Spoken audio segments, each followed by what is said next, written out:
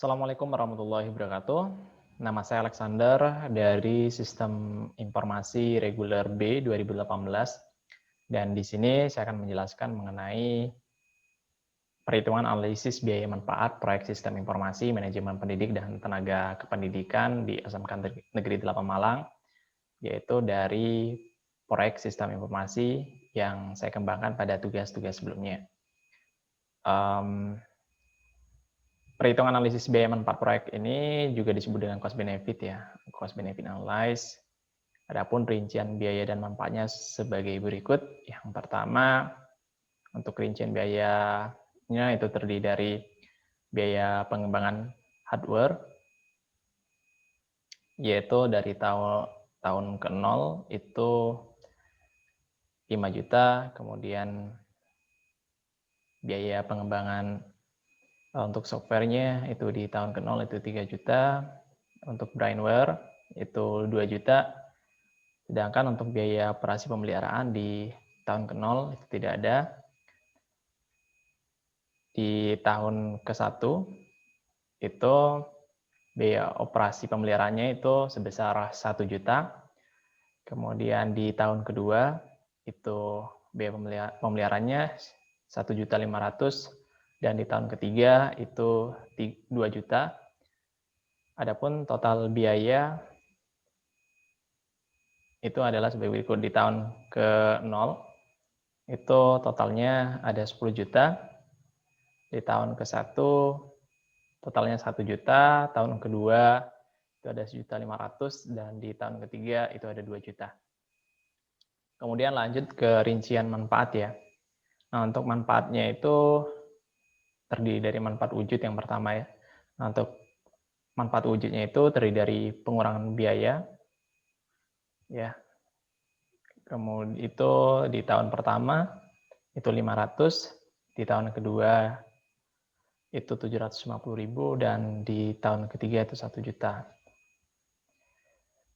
Sedangkan untuk manfaat yang kedua itu manfaat wujudnya itu meningkatkan efisiensi, yaitu di tahun pertama itu 1 juta, di tahun kedua itu 1.500.000, dan di tahun ketiga itu 2 juta. Jadi total wujud nya itu di tahun pertama itu 1.500.000, di tahun kedua itu 2.250.000, dan di tahun ketiga itu 3 juta. Sedangkan untuk yang kedua, manfaat tak wujudnya itu terdiri dari peningkatan kualitas keputusan yang terdiri di tahun pertama itu 750 ya.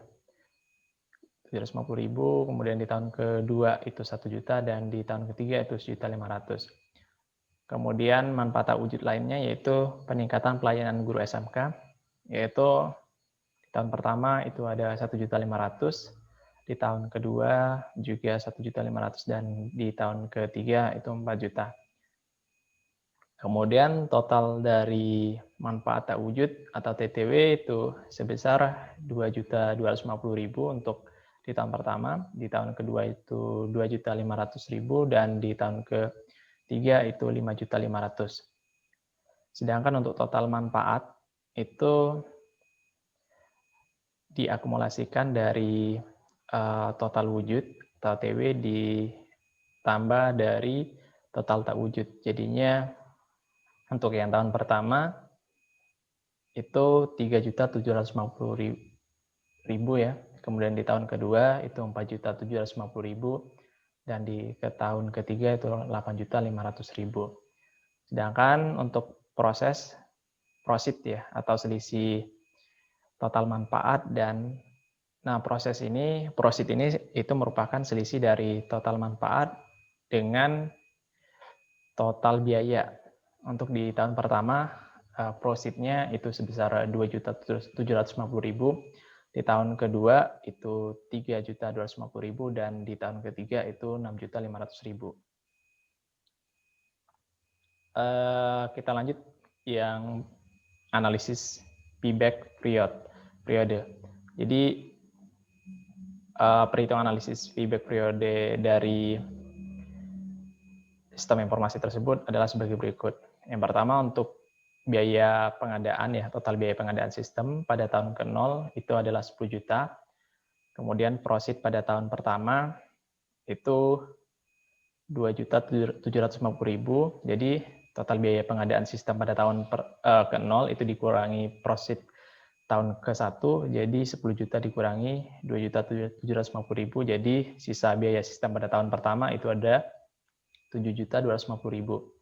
Kemudian proceed pada tahun kedua itu ada 3.250.000. Jadi dikurangi total, jadi sisa biaya sistem pada tahun kedua itu sebesar 4 juta.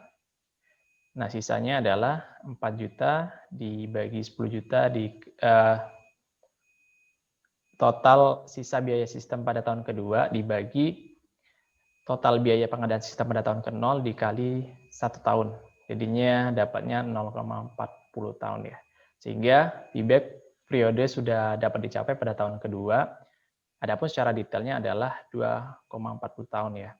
Dari fakta tadi dapat disimpulkan bahwasannya yang ditanamkan pada rancang sistem ini akan mencapai titik impas atau break-even point pada waktu 2,40 tahun, yang berarti bahwa pada tahun ketiga perusahaan ini mulai dapat mengambil keuntungan dari sistem tersebut. Kemudian yang kedua itu ada analisa return of investment atau ROI. Nah, dengan metode ini maka presentasi manfaat yang dihasilkan oleh sistem tersebut dapat dibandingkan dengan biaya yang dikeluarkan untuk pengadaan sistem tersebut. Adapun perhitungan ROI sistem ini adalah yang pertama untuk dimulai dari biaya pengadaan sistem tahun ke-0 itu, kemudian ditambah biaya perawatan sistem tahun pertama, kemudian ditambah biaya perawatan sistem tahun kedua, ditambah lagi biaya perawatan sistem tahun ketiga. Jadi didapatkanlah total biayanya yaitu 14.500.000. Sedangkan total keuntungan yang didapat adalah sebagai berikut. Jadi untuk menghitung total keuntungannya yaitu total manfaat pada tahun pertama ditambah dari total manfaat pada tahun kedua, ditambah lagi total manfaat pada tahun ketiga. Jadi total manfaatnya itu sebesar 17 juta. Nah, untuk rumusan ROI itu sendiri adalah total manfaat dikurangi total biaya, dibagi total biaya dikali 100%. Hingga dapatlah 16,9% ini. Artinya bahwa sistem ini akan memberikan keuntungan pada tahun ketiga sebesar 16,9% dari biaya pengembangan, sehingga sistem ini layak digunakan di perusahaan lembaga tersebut ya, atau di institusi atau perusahaan tersebut. Kemudian yang ketiga untuk analisa net present value atau NPV. Nah, perhitungan analisis NPV itu sebagai berikut, yaitu dengan rumus NPV sama dengan min nilai proyek ditambah proceed 1 plus proceed 2 proceed N ya, plus proceed N. Jadi kalau diaplikasikan ya pada penerapan sistem yang baru ini dengan tingkat bunga diskonto 15% per tahun, maka didapatlah NPV 1 itu sebesar 1.127.854,75 rupiah ya.